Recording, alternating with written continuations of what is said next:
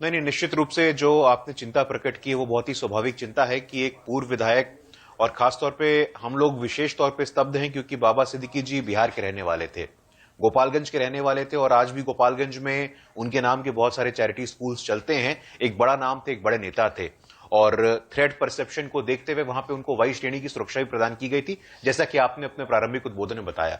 नहीं देखिए, बिल्कुल ही बहुत ही संवेदनशील मामला है, और पूरी सरकार, जैसा कि आपने देखा है कि जब से ये दुर्घटना हुई है तब से पूरी सरकार, पूरी मशीनरी, पूरी मुस्तैदी से काम कर रही है। आपने खुद बताया कि 3 आरोपियों को गिरफ्तार कर लिया गया है, चौथे आरोपी को गिरफ्तार करने के लिए गति बहुत तेज की गई है। एसआईटी का गठन हो गया है, और एसआईटी के गठन के साथ साथ पूरी लॉ एंड ऑर्डर मशीनरी, पूरी गवर्नमेंट, पूरा का पूरा महकमा काम कर रहा है। इस समय में, इस शोकाकुल समय में हम बाबा सिद्दीकी जी के परिवार के साथ मजबूती से खड़े हैं, और आपके माध्यम से महाराष्ट्र की जनता को, देश की जनता को यह विश्वास दिलाना चाहते हैं कि जो भी व्यक्ति, जो भी लोग इस कुकृत्य में इन्वॉल्व होंगे उनके खिलाफ सख्त से सख्त कार्रवाई की जाएगी और एक नजीर पेश करने का काम किया जाएगा। हमारे लिए, जहां तक भारतीय जनता पार्टी का विषय है, देखिए आप बहुत भली भांति जानते हैं कि लॉ एंड ऑर्डर, जो कानून व्यवस्था का विषय, वो हमारे हृदय के बहुत करीब है। उत्तर प्रदेश में क्या पहले माहौल थे, उत्तर प्रदेश में अब क्या माहौल है, उसी प्रकार महाराष्ट्र के बहुत ही हाई प्रोफाइल ये केस हुआ है, और बहुत ही हाई प्रोफाइल एरिया में हुआ है।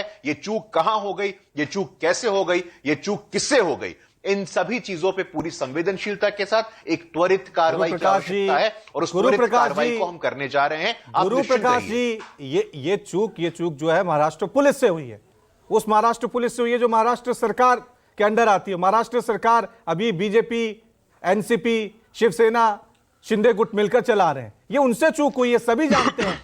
और आप भरोसा दिला रहे हैं महाराष्ट्र की जनता को, जब एक पूर्व मंत्री, एक इतना बड़ा नेता जिसको वाई कैटेगरी की सुरक्षा मिली है, उसको ही अपराधी सरेआम आकर 1 महीने से रेकी कर रहे हैं। पुलिस को कोई जानकारी नहीं, कोई जानकारी नहीं कि कोई 1 महीने से इतनी बड़ी प्लानिंग कर रहा है, इतनी साजिश रच रहा है, धमकियां पहले से मिल रही हैं, धमकियां मिलने के बाद हत्या हो जाए, तो महाराष्ट्र की जनता महाराष्ट्र पुलिस पर, महाराष्ट्र सरकार पर कैसे भरोसा कर ले कानून व्यवस्था के मुद्दे पर?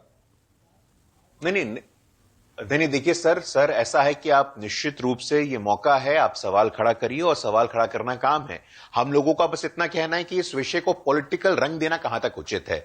हम आपसे इतना आग्रह करना चाहते हैं कि पॉलिटिकली इस विषय पे कुछ लोग पॉइंट लेना चाहते हैं। कल हम सुबह से देख रहे हैं कि कांग्रेस के लोग और तमाम विपक्ष के लोग, आप सवाल खड़ा करिए, लेकिन इस मामले के राजनीतिकरण से बचने की आवश्यकता है। शाहिद उस्मानी का नाम आ रहा है। शाहिद उस्मानी के लिंक किसके साथ हैं? हम इस मामले को पॉलिटिकल नहीं करना चाहते, लेकिन शाहिद उस्मानी वही व्यक्ति है जो 2G स्पेक्ट्रम में दोषी पाया गया था। शाहिद उस्मानी वही व्यक्ति है जो महाराष्ट्र के बड़े नेता का करीबी व्यक्ति बताया जाता है। शाहिद उस्मानी के साथ वो स्लम रीडेवलपमेंट के प्रोजेक्ट को लेकर के बाबा सिद्दीकी के परिवार की असहमति चल रही थी। तो ये सब जांच का विषय है, ये सब जुडिस विषय है। इन सब मामले पे इंक्वायरी होगी, इन सब मामले पे इन्वेस्टिगेशन होगा। हम लोग यहां पे पूर्व में ही कोई कंक्लूजन निकालने वाले कौन होते हैं? जो जांच की अथॉरिटी है वो परिपक्व है, जो जांच की अथॉरिटी वो सक्षम है। थोड़ा समय दीजिए, संवेदनशील मुद्दा है, पूरे तीव्रता के साथ, पूरे त्वरित गति के साथ हम इन्वेस्टिगेशन करेंगे, और ये सुनिश्चित करेंगे, पूरे आशा और विश्वास के साथ कह रहे हैं, आपके नेशनल टेलीविजन पे कह रहे हैं कि सुनिश्चित करेंगे कि जो भी व्यक्ति,